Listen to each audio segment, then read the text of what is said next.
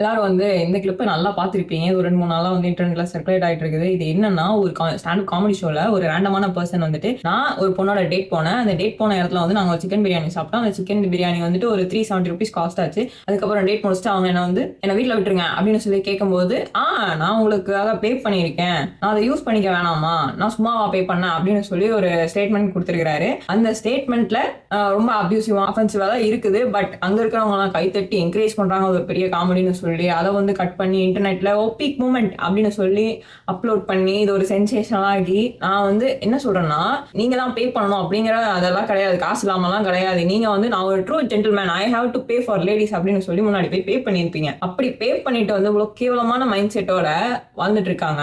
So எனக்கு வந்து என்ன கேட்கணும் அப்படின்னா, do all man are like this? Like நான் பே பண்ணிட்டா ஐ கெட் அத்தாரிட்டி டூ அப்படின்னு நினைக்கிறீங்களா? ஒரு பொண்ணுக்கு அந்த ₹370 வந்து பெரிய விஷயமா அப்படின்னு கேட்டா, ஒர்க்கிங் உமனுக்கு அது ஒரு பெரிய விஷயமே கிடையாது.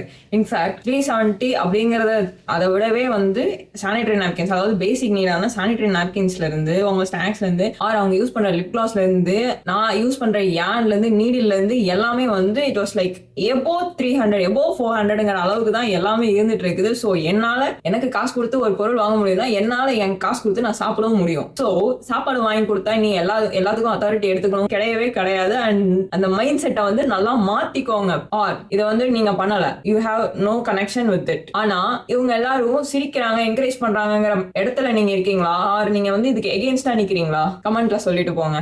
ஓகே.